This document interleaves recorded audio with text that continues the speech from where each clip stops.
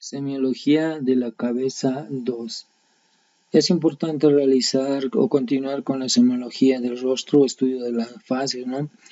Porque para nosotros representa un pilar en la evaluación clínica inicial. La facies humana con sus múltiples estructuras y expresiones puede revelar signos característicos de diversas condiciones patológicas, estados fisiológicos y alteraciones sistémicas. El reconocimiento de estos patrones faciales específicos permite orientar el diagnóstico y en ocasiones identificar situaciones de urgencia médica. Debemos realizar y continuar realizando la historia clínica, tomando en cuenta siempre la identificación del paciente y hacer una filiación adecuada, que comprende lo que es la filiación desde la toma del nombre completo de la persona, sexo, edad aparente y cronológica, el estado civil, la ocupación, la procedencia, la residencia, quién está informando, si es el propio paciente o una persona que le trajo, y el grado de confiabilidad de todo lo que nos está llegando a contar sobre la patología que está cursando circunstancialmente el paciente. Dentro de lo que vendría a ser la nariz, habíamos visto en la anterior lo que es la rinofima, ¿no? Que generalmente no se encuentra en la patología denominada rosácea, ¿no? Que habíamos indicado que era un trastorno crónico de la unión pilosebácea de la cara más un aumento de la unión pilosebácea y la reactividad capilar, ¿no? Al calor sobre una base eritematosa se asientan pápulas, pústulas, nódulos y telangiectasias como tal, ¿no? Distribuidas tanto en mejilla, frente y nariz, ¿no? Y pueden deformar y producir un aspecto abollonado conocido como rinofima, aumentando la nariz, ¿no? También comúnmente se les indica acá como nariz de locoto. Todo lo contrario también suele ser la ausencia o agenesia de la nariz, como vemos acá, ¿no? Donde el niño no va a presentar la nariz. Y también puede haber otro tipo de alteraciones donde hay ausencia del tabique, en este caso, pero por una inhalación de una sustancia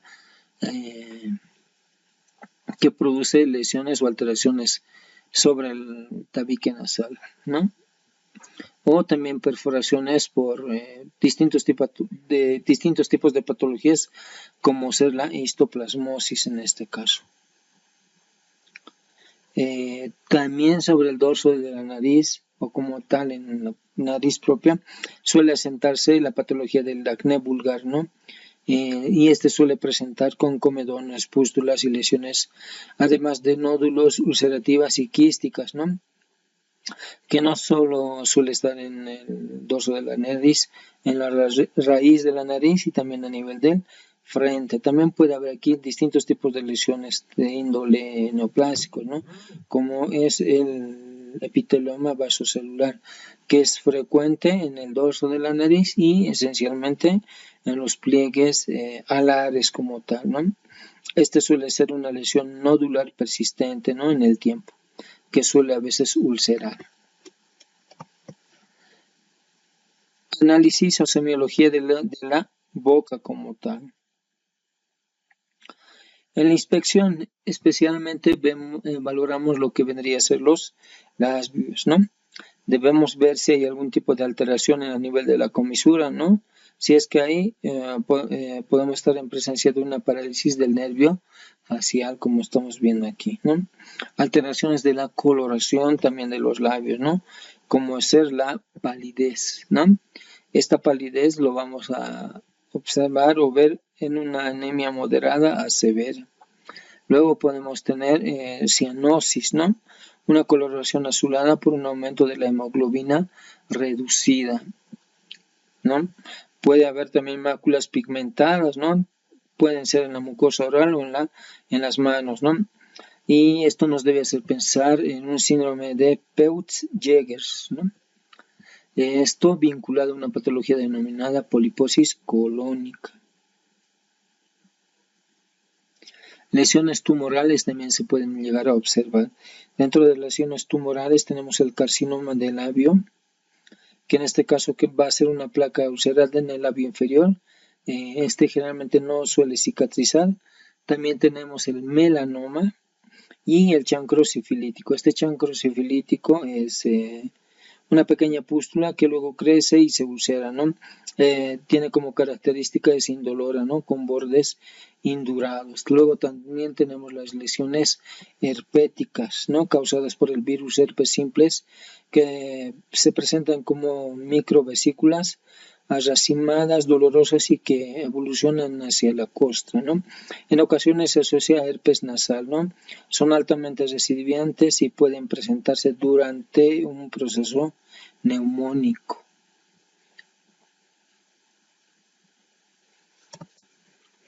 La estomatitis angular o denominada boquera. Esta es una lesión dolorosa, ¿no? Habitualmente fisurada de los ángulos labiales, ¿no? Por problemas protésicos dentarios, mala oclusión, deficiencia de la vitamina B y problemas con hongos, como ser la candidiasis. Las telangiectasias. Las telangiectasias deben su presencia a nivel de los labios y en la mucosa bucal, ¿no? Este va a estar asociado a sangrado nasal, que también se denomina epistaxis, y es característico de la enfermedad de Rendu-Osler. Esta es la telangiectasia, entonces. Suele ser, como indica acá, un trastorno hereditario, donde los vasos sanguíneos presentan malformaciones, lo que los vuelve frágiles y propensos a las hemorragias como tal. Luego tenemos la dificultad para abrir la boca, ¿no? Por disminución puede ser del diámetro que se denomina microstomía y se observa en la esclerodermia.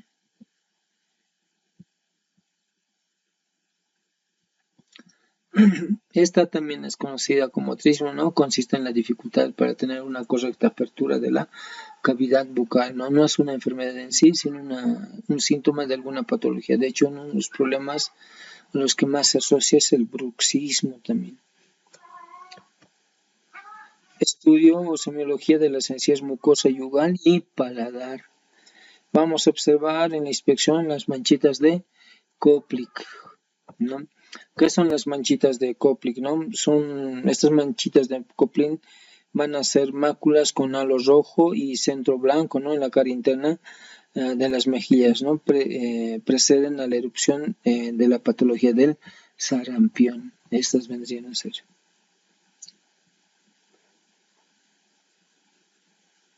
Luego tenemos el ribete de Burton, ¿no? Que es una línea negruzca, como estamos viendo acá, a lo largo del margen gingival asociado a la intoxicación crónica por el plomo. También se denomina esto saturnismo.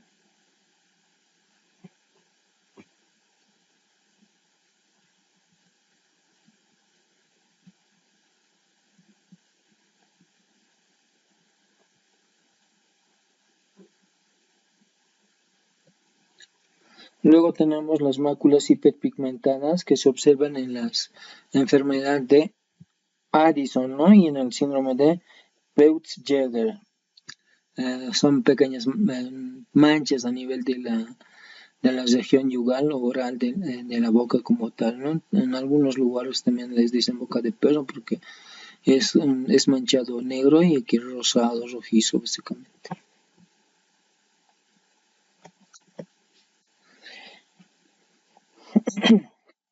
Luego tenemos también este tipo de alteraciones denominadas candidiasis oral o moniliasis, ¿no? Que son placas blanquecinas o pseudomembranas, ¿no? Frecuente en pacientes inmunocomprometidos producidos por la Candida albicans, ¿no?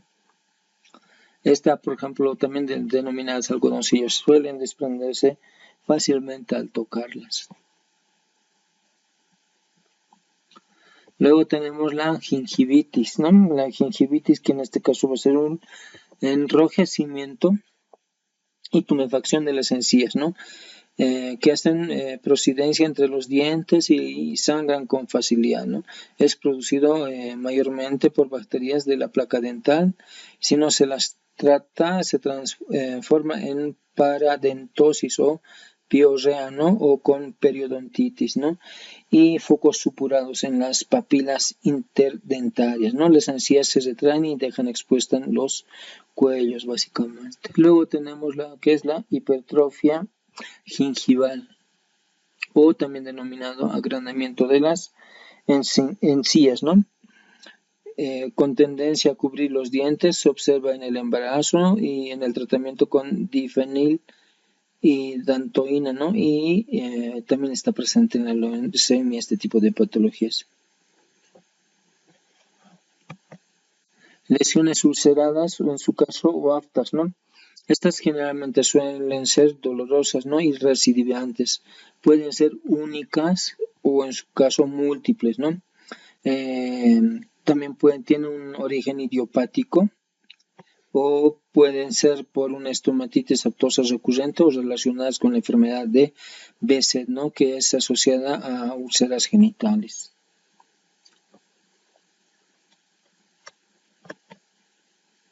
Alteraciones a nivel del piso de la boca. También hay que recordar que el épulis es un tumor localizado a nivel de las encías, ¿no? Por lo general es inflamatorio, pero en ocasiones es neoplásico el épulis. ¿Qué alteraciones vamos a encontrar a nivel del piso de la boca? El piso de la boca se debe inspeccionar en busca de tumoraciones como el chancro sifilítico, como estamos viendo aquí, ¿no? Y a nivel de la ránula, que no se observa acá, pero está más o menos por acá.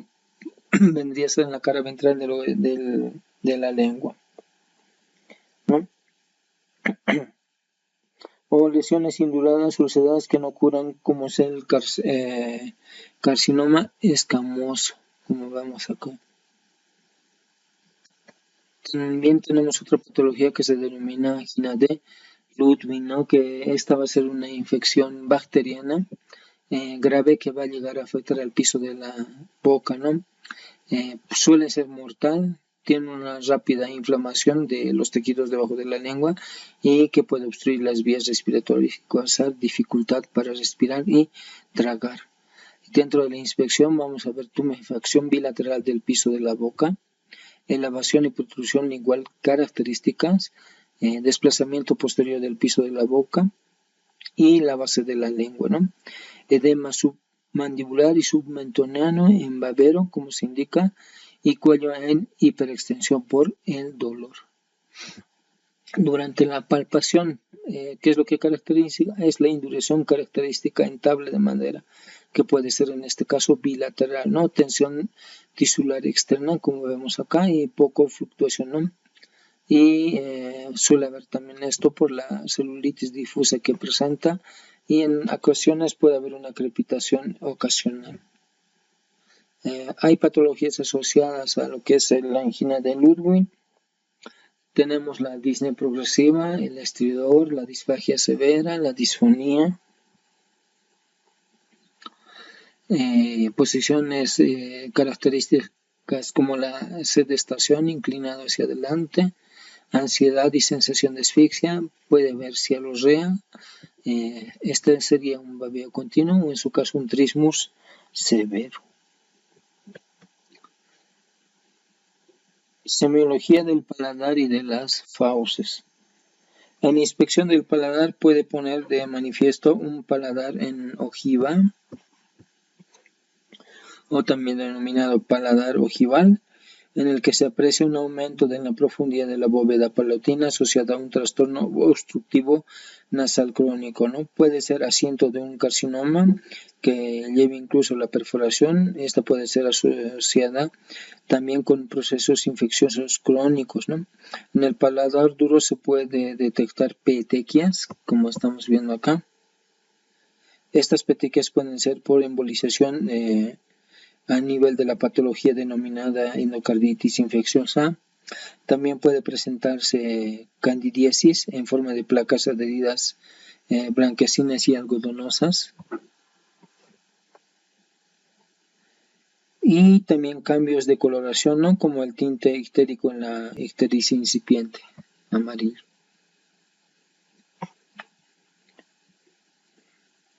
Otra característica también es que podemos encontrar un paladar hendido, ¿no? Que es una anomalía congénita, producto del subdesarrollo del paladar durante el periodo de gestación. Este es un trastorno que se caracteriza por una abertura en el paladar que permite que los alimentos y los líquidos entren a nivel de las fosas nasales.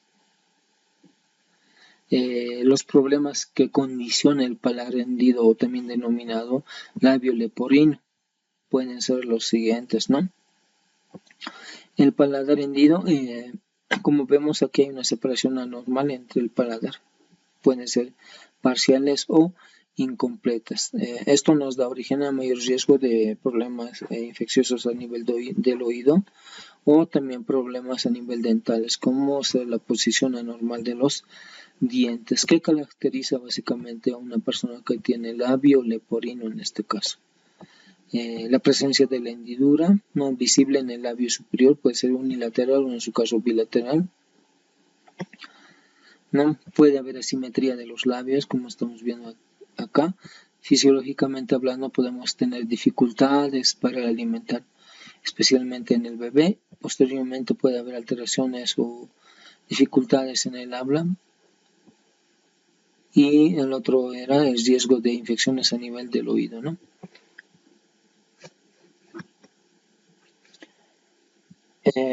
La evaluación del istmo de las fauces básicamente es analizar indicándole al paciente que diga la letra A para despejar la región amigdaliana y la cara posterior de la faringe, ¿no? Ayudándose con en este caso, bajalenguas. ¿Qué tenemos que evaluar aquí? Tenemos que observar la pared faríngea posterior, las amígdalas y el movimiento de los pilares, tanto anterior y la úvula. Las amígdalas pueden ser muy grandes y aproximarse a la línea media, pero no estar necesariamente infectadas, ¿no? Esta hipertrofia no es indicativa, ¿no?, de enfermedad en sí como tal. También se puede observar las criptas amigdalinas, ¿no?, que pueden contener material descamativo blanquecino que suele distinguirse de las placas exudativas en las amigdalitis pultáceas. También podemos ver un istmo de las fauces hiperémica, congestiva con folículos linfoides visibles a la inspección, característica en este caso de las faringitis virales, ¿no?, de aquellas que se presentan también con placas exudativas blanquecinas, ¿no?, sobre un fondo eritematoso. Esto ya es más característico de las faringitis bacterianas. Tanto las faringitis bacterianas como virales originan odinofagia o dolor a la deglución. Las faringoamigdalitis, en este caso de la mononucleosis infecciosa, también suele ser exudativa, pero con un elemento diferencial. Puede asociarse con petequias en el paladar y adenopatías generalizadas.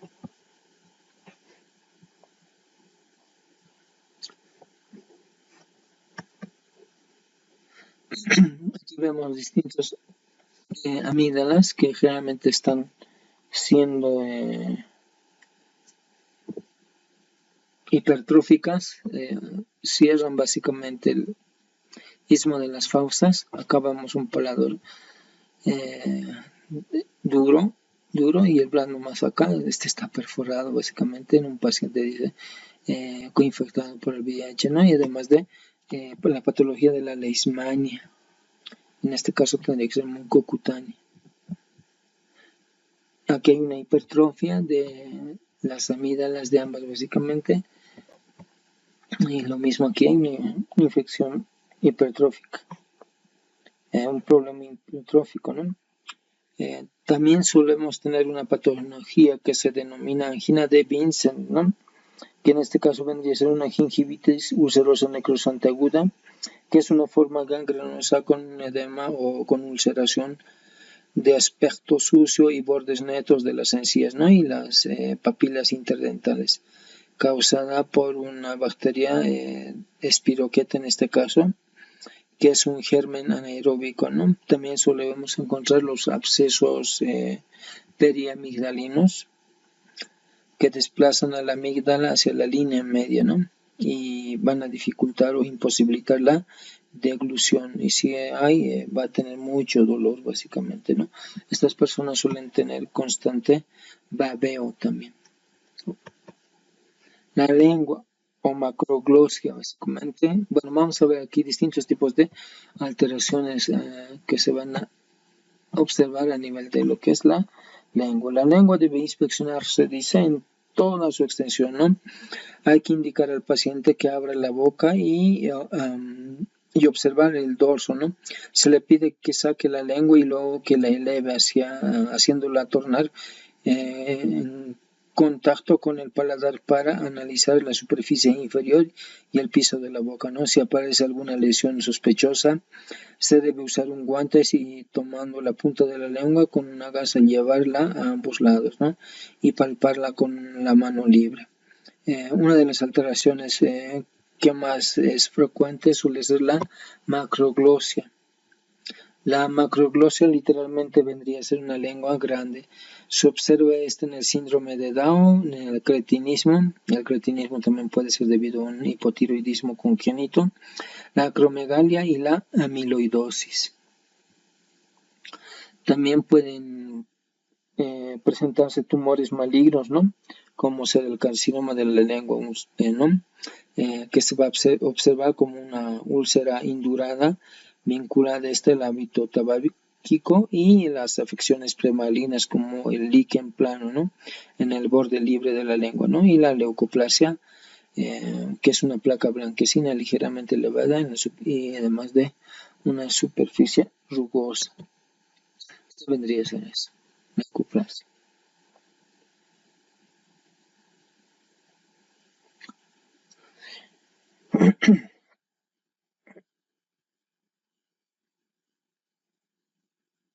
Luego tenemos lo que vendrían a ser los angiomas presentes a nivel de la lengua.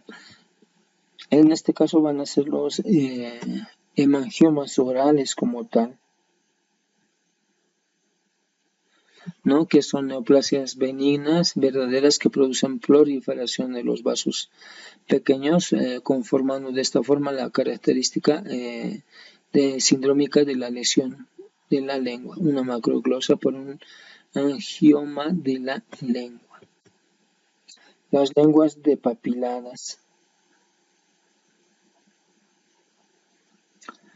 La lengua depapilada, también denominada glositis migratoria, ¿no? Que es una condición inflamatoria crónica de la lengua sin causa conocida o en su caso idiopática.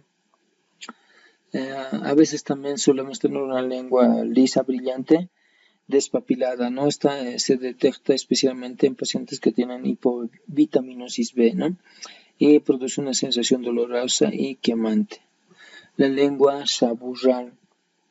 Se observa una coloración blanquecina en el dorso de la lengua, además de ser hipertrofia de las papilas de los 2/3 anteriores del dorso de la lengua, que adquieren un aspecto velloso y coloración negruzca, ¿no? Al impregnarse con las porfirinas que liberan las bacterias de la flora oral. No puede deberse al tratamiento oral con antibióticos o preparados de bismuto, ¿no? O una higiene bucal deficiente en el paciente. También este suele presentarse en pacientes fumadores.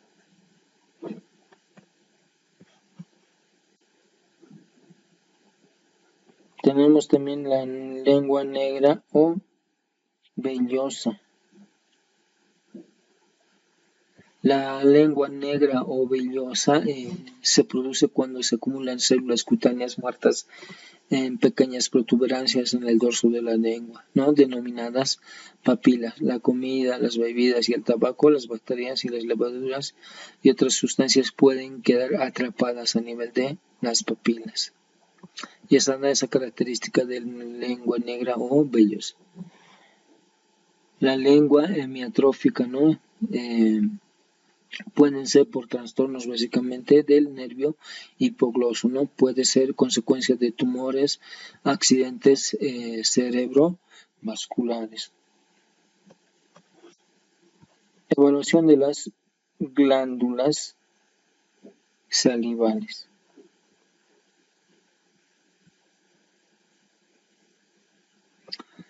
Con respecto a la evaluación de las glándulas salivales, estas deben ser inspeccionadas y palpadas, ¿no? Buscando hipertrofia o dolor a la palpación.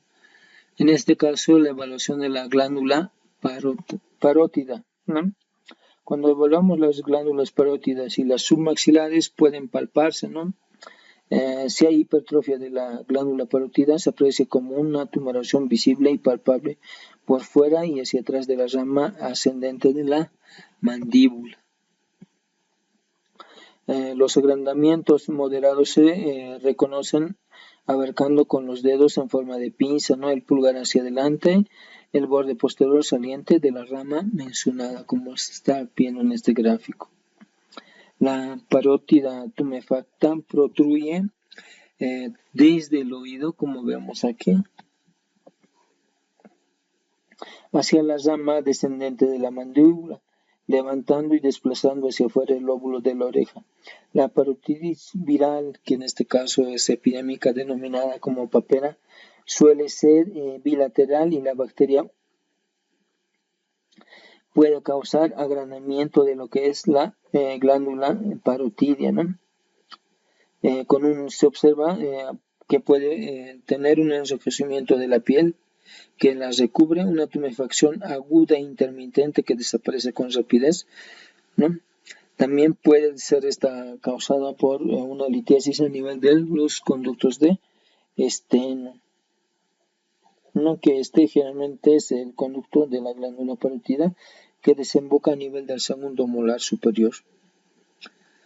Otro puede ser la presencia de tumores parótidos, ¿no? Que generalmente en este caso suelen ser indolores, tienen una consistencia aumentada y con fijeza en los planos profundos. El agente etiológico de la parotiditis, en este caso pertenece a la familia Paromyxoviridae.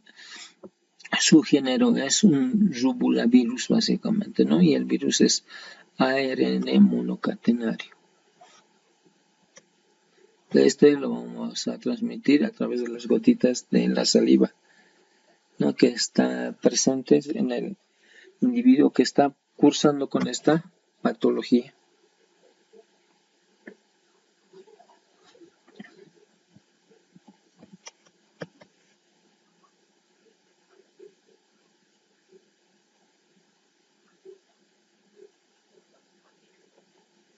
Bien. Aquí vemos una litiasis del conducto de esteno de la glándula parótida, ¿no? También podemos indicar que un aumento de volumen o hipertrofia bilateral de la parótida puede estar presente en una persona que tiene un alcoholismo crónico, básicamente. También podemos ver un agrandamiento de la glándula parótida junto con esta sintomatología asociada como ser la uveitis y la fiebre, y van a constituir uveitis, fiebre y un aumento del volumen de las parótidas, el síndrome de Mikulicz.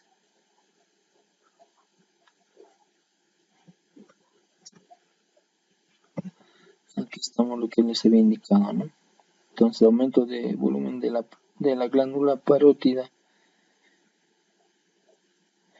más uveitis y fiebre da origen a lo que vendría a ser el síndrome de Mikulicz.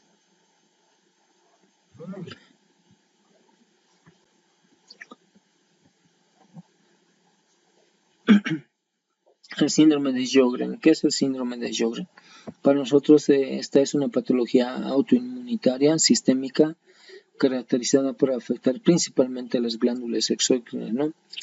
Afección que conduce a la aparición de síntomas de sequedad, no van a secretar básicamente saliva, ¿no? Estas glándulas, las submaxilares, submandibulares, además de la parótida, van a secretar saliva. Entonces, cuando nosotros tenemos esta patología del síndrome de Sjögren, como se desarrolla esta patología, entonces la boca queda seca básicamente. no va a estar lubricada. No solo eso, sino también que no se va a llegar a producir lágrimas, ¿no? De las glándulas lagrimales.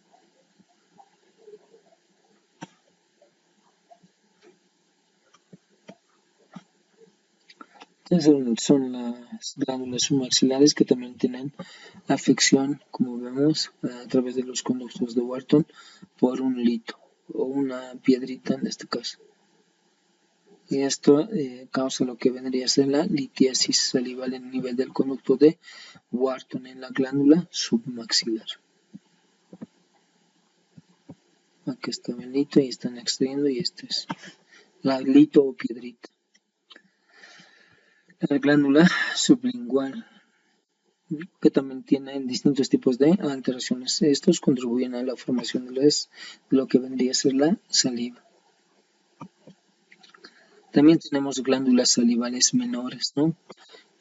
Que están detalladas. Acá tenemos las glándulas a nivel de la o denominadas palatinas. También tenemos las glándulas linguales que se encuentran a este nivel, las glándulas bucales y las glándulas labiales que se encuentran a este nivel, ¿no? Conformadas por las glándulas de Blandinum, Weberi, von Ebner. Semiología del diente.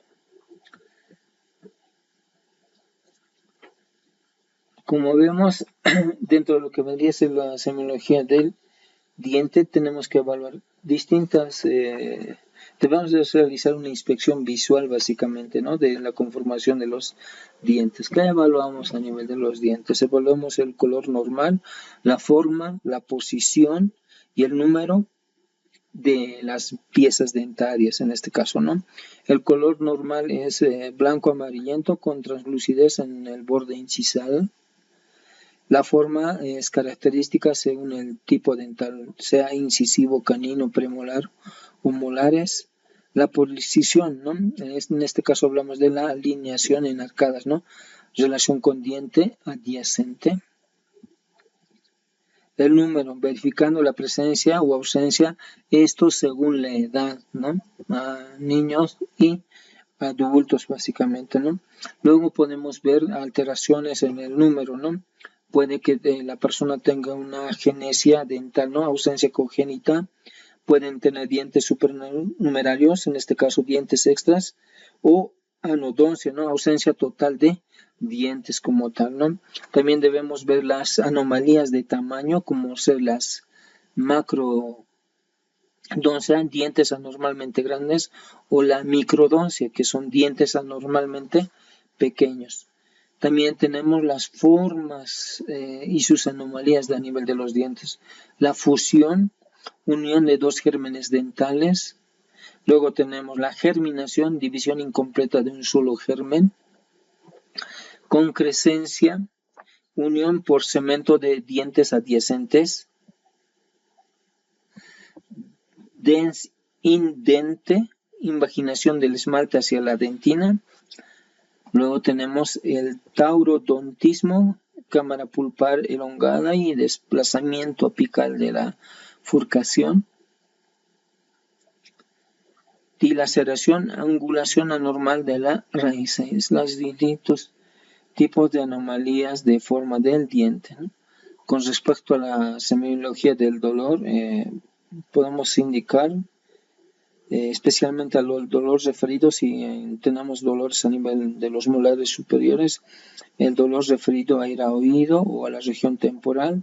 Si hay dolor a nivel de los incisivos superiores, el dolor referido es a la región frontal. Si hay dolor a nivel de los molares inferiores, el dolor referido es a nivel de la región submandibular. Y a nivel del dolor de los premorales, el dolor referido es a nivel de la región malar.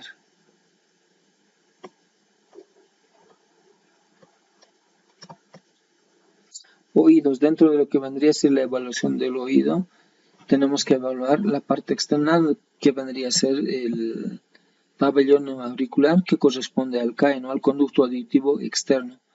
Si vemos algún tipo de alteraciones dentro de lo que vendría a ser el pabellón auricular, lo que nos debería llamar la atención sería esta línea a nivel del lóbulo de la oreja, que se presenta o generalmente se relaciona con patologías del corazón. Por eso se denomina esta alteración surco coronario. También podemos ver que este es un signo que se denomina signo de Frank, porque la persona puede estar o puede llegar a tener algún tipo de patología cardíaca. Luego podemos observar dolor y enrojecimiento a nivel del pabellón auricular, como vemos aquí, y se denomina condritis, ¿no?, de la oreja. En este caso es una mujer con policondritis recidivante y vemos que esta área rojiza está respetando lo que es el lóbulo del pabellón auricular. Esta área enrojecida puede deberse a un proceso infeccioso o a un traumatismo. También podemos ver las orejas en coliflor en las personas que tienen o practican, digamos, deportes de contacto.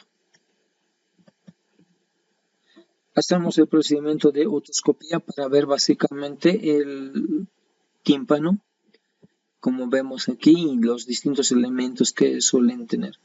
Y generalmente cuando tenemos algún tipo de alteraciones o sorderas, suele estar lesionado o perforado esta parte que se denomina tímpano y todos sus segmentos que tiene. A Dios gracias, el tímpano no suele haber una lesión muy profunda, ¿no? Una rotura del todo, suele cicatrizar posteriormente a lesiones. Entonces el método de evaluación de la membrana timpánica es a través del otoscopio.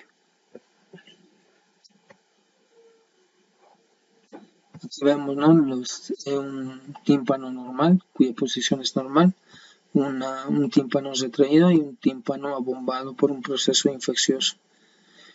¿Qué valoramos entonces en el tímpano? La posición, la transparencia y el color, básicamente. No, la transparencia si es translúcido o en su caso es opaco. Y el color podemos ver de distintos colores, como son el gris, perla, el ámbar, el azul, el blanco y el rojizo. Normalmente debe ser así. También podemos observar a nivel del conducto auditivo externo el cerúmeno, y este es esencialmente útil y además de ser como un medio de defensa de nuestro organismo, ¿no? Este se limpia y cubre y protege el conducto auditivo, ¿no?, al atrapar la suciedad y también retrasar el crecimiento de las bacterias a este nivel. Esta es una membrana timpánica donde se observa un proceso infeccioso como es la otitis externa aguda. Aquí vemos la perforación del tímpano.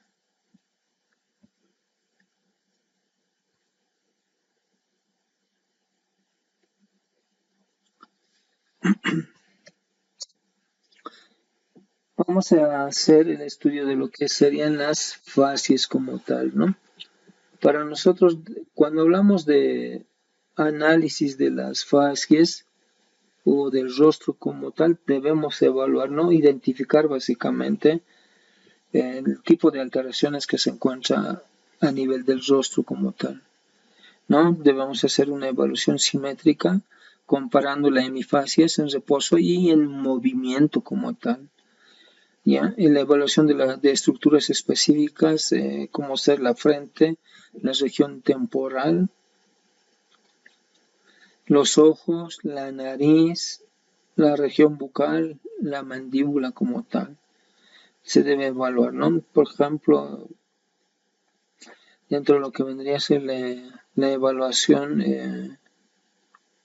de la frente y regiones temporales, debemos observar las arrugas, ¿no?, que puede llegar a presentar, ¿no?, la expresión o signos de tensión que tenga el paciente. A nivel de los ojos y las regiones periorbitarias, evaluamos las hendiduras palpebrales, si hay edema o exoftalmos, ¿no? A nivel del dorso, la forma, la permeabilidad, si hay secreciones. A nivel de la región bucal, labios, comisuras e hidratación. A nivel de la mandíbula, la posición si es simétrica o en este caso móvil. Tenemos esta primera facies, ¿no? Dentro de lo que sería el estudio de las facies, las podemos clasificar nosotros, ¿no? Entonces, pueden ser facies de origen endocrinológico. Dentro de las facies endocrinológicas encontramos la facies del Cushing, acromegalias, facies de acromegálica, facies mixedematosa, hipertiroidea o addisoniana, ¿no? Facies neurológicas tenemos la parkinsoniana, la hemiastémica, la facies de hemiplegia. Facies respiratorias tenemos facies de EPOC, facies de asma también. Dentro de las cardiovasculares tenemos las facies mistrales y las facies de insuficiencia cardíaca. Facies digestivas tenemos la facie hepatoesplénica y la facies ascítica. Tenemos también la fascia renal, como representante sería la facies urémica, ¿no? La urémica, entonces la facies urémica pertenece a una fascia renal. Facies hematológicas tenemos las facies leucémicas y luego son las facies infecciosas, ¿no?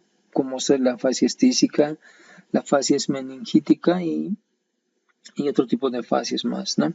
Dentro de lo que vendría a ser la evaluación inicial, inspección general, esencialmente. Como vemos el rostro a primera vista, ¿no? Cómo están los labios, las mejillas, la expresión, ¿no? Entonces aquí estamos viendo la facies hipocrática, ¿no? Vamos a mencionar algunos tipos de facies que les hemos indicado, ¿no? La facies hipocrática va a reflejar un estado de shock, ¿no? Grave o si no es un colapso circulatorio. Para nosotros esta fase va a ser un signo de mal pronóstico, ¿no? Porque va a estar asociado a estados terminales, particularmente en condiciones de patologías abdominales, ¿no? Agudas graves, ¿no? Porque va a reflejar un compromiso hemodinámico severo. Puede asociarse básicamente a la peritonitis difusa, a un abdomen agudo, un shock séptico avanzado. ¿Qué caracteriza básicamente a esta facies hipocrática? Tenemos una nariz afilada, los ojos como vemos hundidos, las sienes van a estar básicamente cóncavas, las orejas van a estar separadas de las apófisis mastoideas y también pueden ser retraídas, ¿no? Los ojos están tristes y la piel suele estar fría a la palpación, ¿no? El ala de la nariz está casi inmóvil a este nivel, ¿no?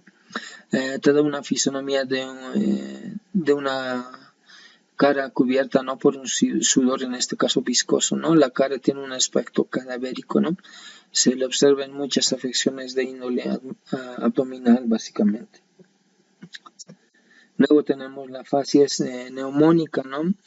Se caracteriza por tener mejillas rubicundas y circunscritas. A estas también las denominan chapas malares. Los labios y mucosas con tendencia a la cianosis. Puede haber presencia de aleteo nasal evidente durante la respiración, la expresión de angustia o disnea, además de presencia de sudoración fría a nivel de la frente. Los ojos suelen ser brillantes, a veces con mirada ansiosa, como estamos viendo acá básicamente, ¿no? El cabello presenta el aspecto del recién bañado también. Muy bien. Este tipo de facies es un indicador de una afección pulmonar aguda con compromiso de la función respiratoria, ¿no? A nosotros nos va a sugerir una neumonía bacteriana típica o en su caso una neumocócica. Enfermedades asociadas a la facies neumónica pueden ser neumonía lobar neumocócica, que es la clásica, y la neumonía bacteriana extensa, ¿no? Y otro tipo de neumonías atípicas, ¿no? Y además de las dificultades respiratorias agudas graves. La facies adenoidea, ¿qué notamos en las personas que tienen facies adenoideas? Una boca entreabierta con respiración oral constante, labio superior corto y elevado. Las narinas o alas de las narinas estrechas con escaso desarrollo, una expresión de apatía o cara un poquito, digamos, no expresiva. Pueden haber también ojeras no pronunciadas o pronunciadas también, paladar ojival en casos prolongados y alteración en la oclusión dental, ¿no? Va a tener un perfil facial alargado este tipo de pacientes, ¿no? Se desarrolla como consecuencia de la obstrucción nasal crónica que fuerza la respiración oral, ¿no? Esta también nos puede indicar la presencia de una facies adenoidea, una obstrucción nasal crónica, ¿no? Especialmente por una hipertrofia de adenoides, ¿no? Su identificación temprana permite intervenir para evitar alteraciones en el desarrollo craneofacial. Enfermedades asociadas a la facies adenoidea tenemos la hipertrofia de adenoides, rinitis alérgica crónica, sinusitis crónica y desviación septal grave. Facies renal. ¿Qué caracteriza básicamente una facies renal? Un edema palpebral bilateral, más acentuado esto en la mañana. Palidez cutánea con tono amarillento o terroso, una piel seca y descamativa. Coloración subictérica en escleróticas. Edema facial generalizado, pero de predominio palpebral, solo acá.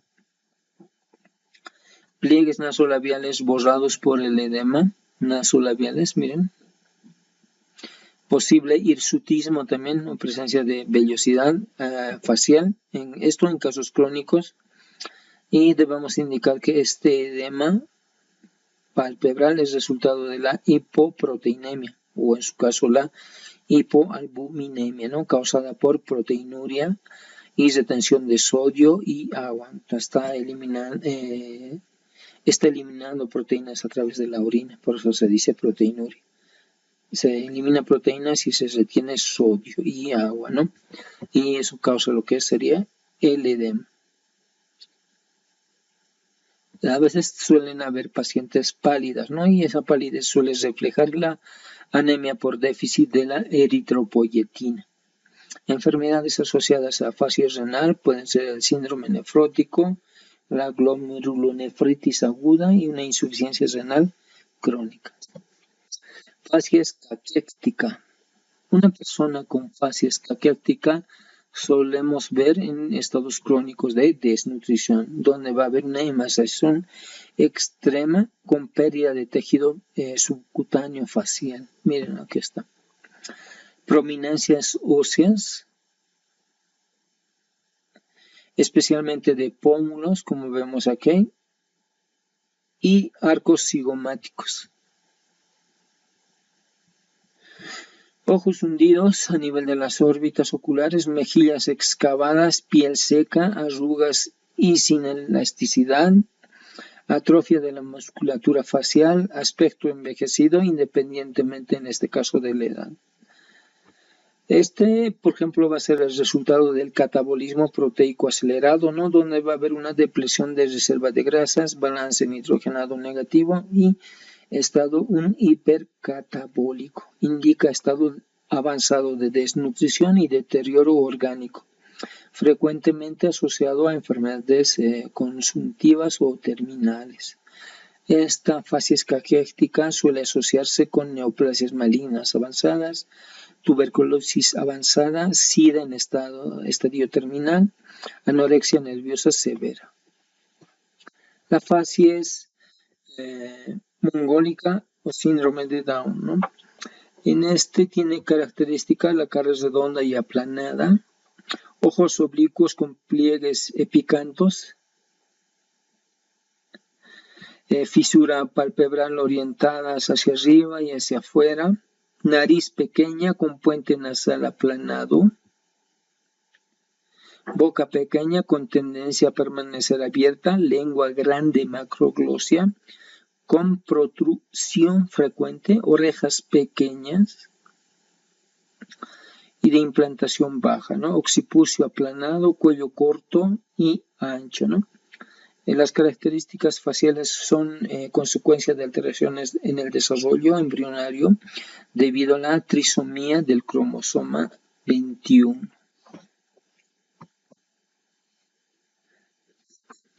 Fasias hipotiroidea.